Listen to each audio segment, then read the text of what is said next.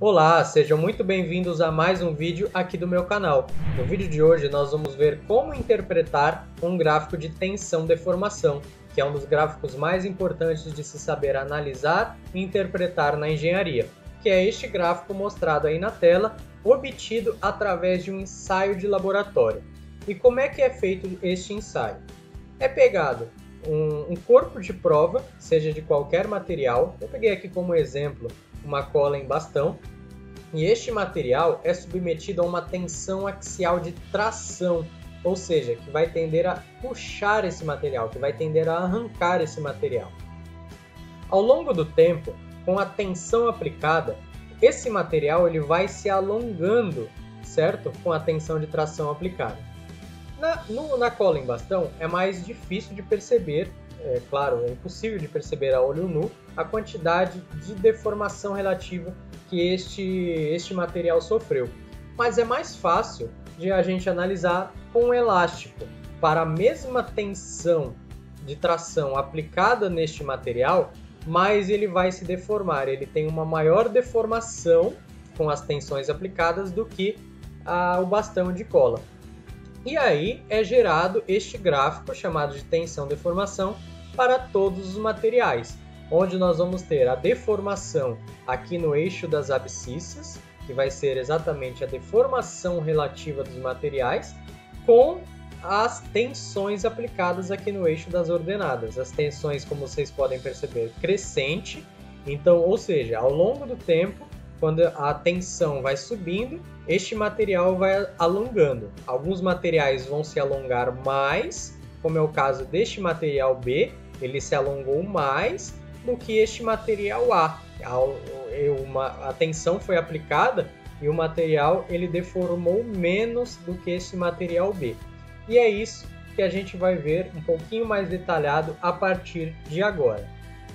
Bom, à medida que a tensão vai sendo aplicada nesse material, e se nós aliviarmos essa tensão, aliviarmos a carga, o material ele volta a seu estado original.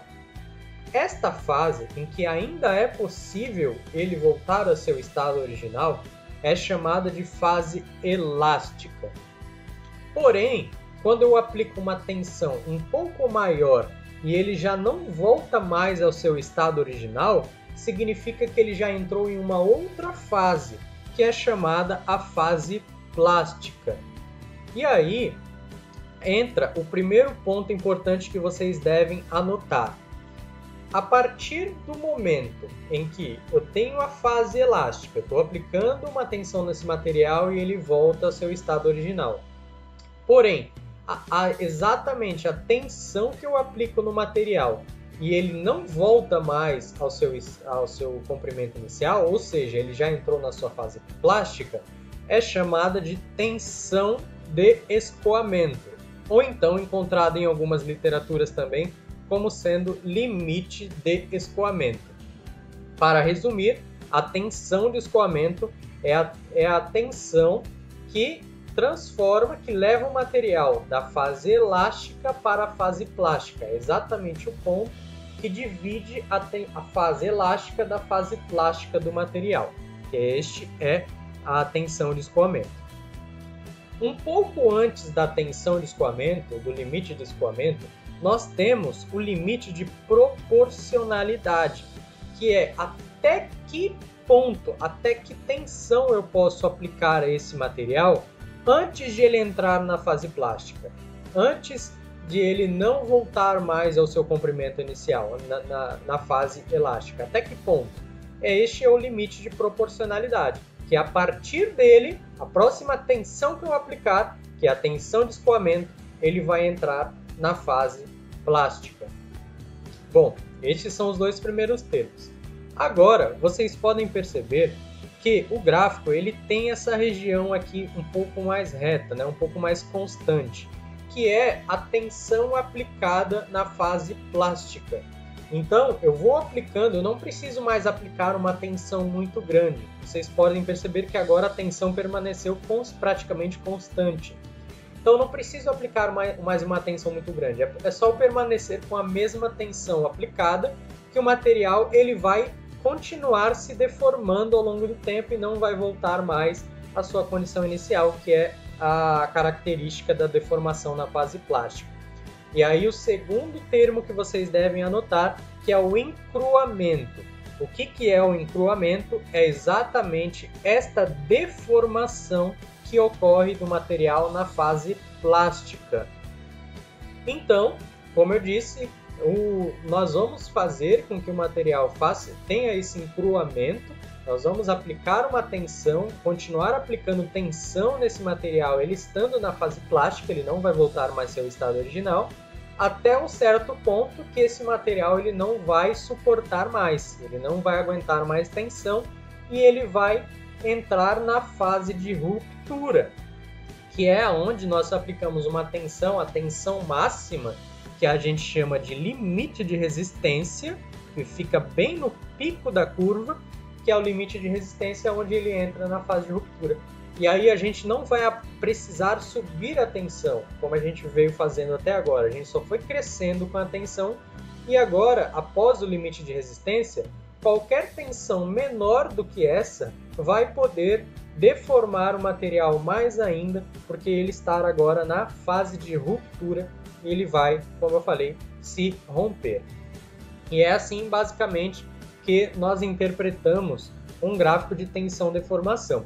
Só que aí entra um outro ponto importante também, que é este ângulo formado aqui, a depender do tipo de material ensaiado. Este ângulo formado eu vou explicar um pouco melhor aqui no outro slide. Vocês podem perceber que o ângulo aqui do material B, ele é menor, o ângulo é menor do que o ângulo formado no material A. Então vamos com calma. Se eu tenho, vamos supor que o material B é um elástico. O elástico, à medida em que eu fui aplicando tensão nesse material, ele foi se alongando mais. Vocês podem perceber que aqui, se eu traçar uma reta aqui, a fase elástica deste material B é maior do que a fase elástica do material A. A fase elástica do material A é bem mais curtinha. Então, este ângulo formado aqui, ele é diretamente proporcional ao que nós temos, à propriedade que o material ele tende a se alongar com essa tensão aplicada. E a tangente desse ângulo é chamada de módulo de elasticidade, também encontrada como sendo módulo de Young, que a tangente desse ângulo aqui vai ser o cateto oposto, que vai ser a tensão aplicada, dividido pelo cateto adjacente, que vai ser a deformação relativa. Então, nós temos o módulo de elasticidade. E aí, quanto menor for o ângulo aqui do material, vamos supor aqui, este elástico ele vai deformar bastante, né? Então, ó, ele vai ter um gráfico um pouco menos, vai ser menos acentuado, né? Esse gráfico vai ser assim, mais ou menos, né? A tensão pequena e ele deforma bastante. Então, nós temos um ângulo bem pequeno aqui para o elástico. Então, o seu módulo de elasticidade vai ser menor, porque é diretamente proporcional ao ângulo formado no gráfico tensão-deformação. Agora, se eu pego, por exemplo, uma barra de aço. Uma barra de aço, eu vou aplicando essa mesma tensão que eu apliquei no elástico, a mesma tensão, exatamente a mesma tensão, e ele praticamente não vai deformar, ele não vai se alongar. Ele vai deformar, ele vai se alongar muito pouco, muito menor em comparação ao elástico. Então, este gráfico ele vai ser mais acentuado, né? A deformação dele vai ser muito pequena, então ele vai lá para cima, bem lá para cima, numa inclinação muito baixa, então um ângulo aqui próximo aos 90 graus, né? Então, até entrar na próxima fase. Então, repetindo, o módulo de elasticidade do material é a tangente do ângulo formado neste gráfico de tensão-deformação, que quanto menor o ângulo, vai ser menor o módulo de elasticidade, e quanto maior o ângulo formado, maior vai ser o módulo de elasticidade do material, também chamado de módulo de Young, que nós podemos ver uma lista dos materiais aqui com seus respectivos módulos de elasticidade, representado pela letra E maiúscula. Então nós temos aqui alguns modos de elasticidade, né? Do aço doce nós temos 2,1 vezes 10 elevado a 6. Então olha em relação à borracha, que é o último material que a gente tem aqui na lista, vai ser só 10. Ou seja, o ângulo formado vai ser muito pequeno, né?